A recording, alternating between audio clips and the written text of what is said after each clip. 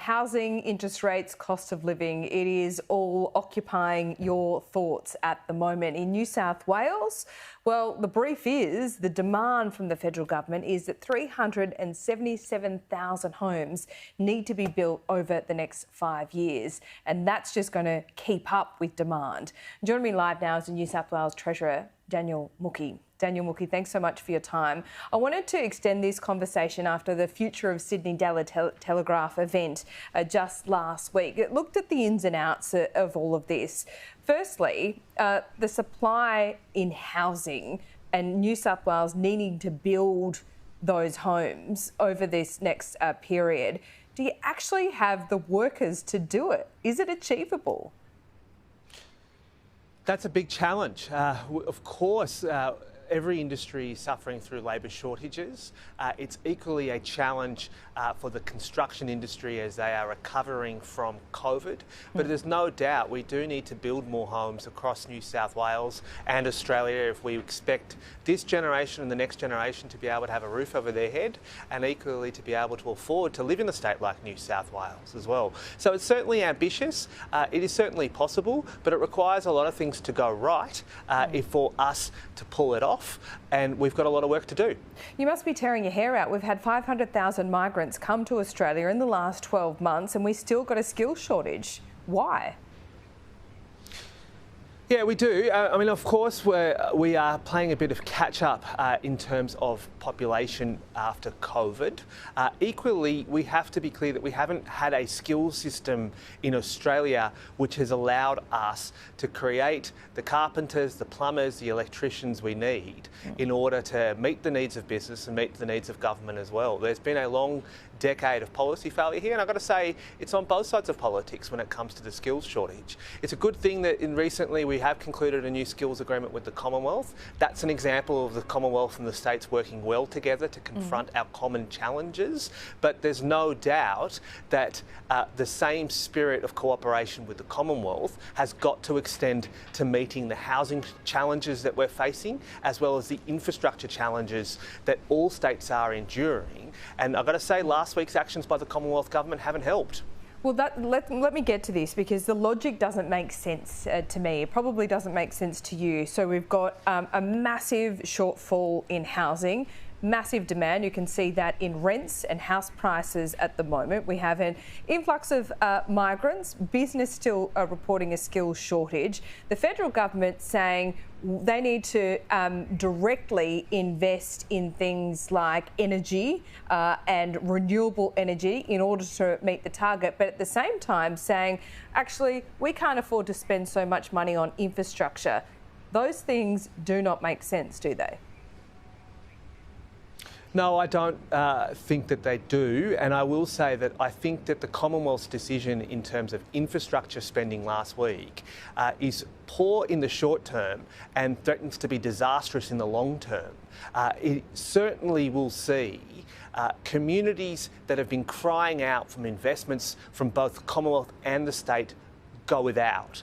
And equally, for New South Wales, it's especially hard because we are the state that is doing the most to accommodate the federal government's population policy, but we're not getting the requisite level of investment from the Commonwealth that would allow us What's been the population growth over the last year? And is that mostly from migrants? Do you have a figure, a roundabout figure? Well, yeah, I have the percentages for you. And these are three facts which I think your audience should know. New South Wales tends to accommodate 37% of new migration to Australia.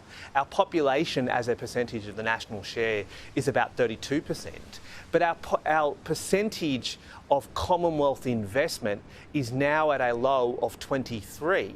And that is creating pressure on our ability to build the roads, the schools, the public transport that communities expect, especially at a time where we are welcoming so many people to our shores and we are welcoming so many people to our state.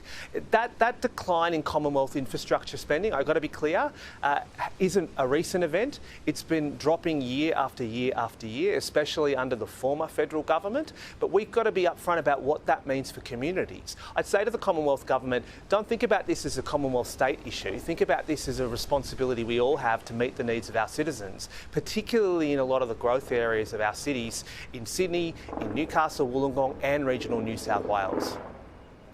So, two Labor governments here. Doesn't sound like you're working together very well.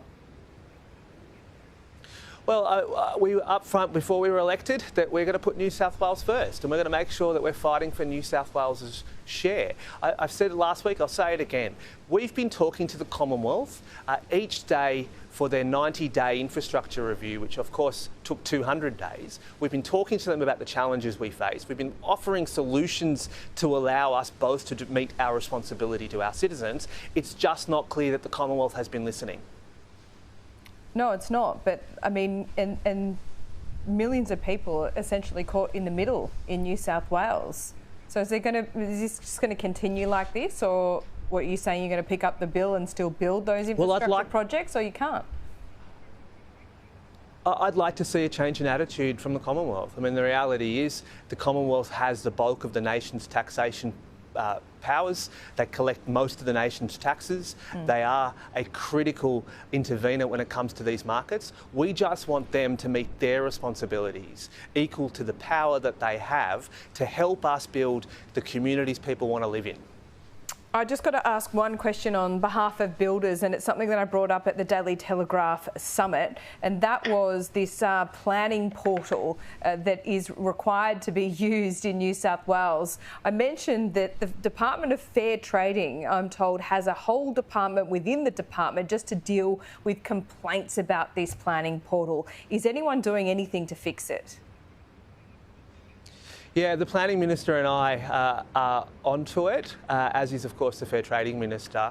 We are obviously listening to the very practical feedback we get for how the administrative structures of the Planning Department are going. I will say that both the Planning Minister and the Planning Secretary here in New South Wales, both of whom are relatively new to their positions, have already gotten cracking on simplifying a lot of the systems that are there. I'd also point out that one of the pieces of feedback we heard loud and clear from not just the building industry but the development industry and local government is about how many separate planning authorities there are in New South Wales. We have made a decision, for example, to simplify some of that by merging the Greater Cities Commission back into the Planning Department here in New South Wales. Okay. We've also removed other planning bodies, and in my budget with the Planning Minister, we did set aside about $38 million just to be able to speed up the work that the Planning Department does in assessing it. They are working very hard. We hear the feedback. We are working with the industry to see how we can speed up these IT systems and these other processes so at least the current system can work a bit better. And the portal, when can that be fixed? Yeah, I've got to say, it's one of the IT projects that we are getting our thick into to understand how it can be made better. It does concern me that we have people who are having to manage this system in a way, and I've got to say, the Planning Department's doing a pretty good job of trying to make it work. One of the things I was told when I became Treasurer was that there was a bit of underinvestment in some critical IT systems, not just in the Planning Department but beyond. So I'm certainly not going to say that it's the fault of the Planning Department, but I do see the need for us to be able to simplify these platforms so people can get faster decisions. Time frame? Yeah, again, we're working through it. We're working through it, and I've got to say, Laura, if only IT projects could be fixed in months, but I can't make that commitment to you today because I think, let's be honest, these things are complicated and we have to get working on it, but I've got to say we're hearing the message loud and clear. Okay, thank you, Daniel Mookhey. Thanks so much for your time. See you soon. Thanks, Laura.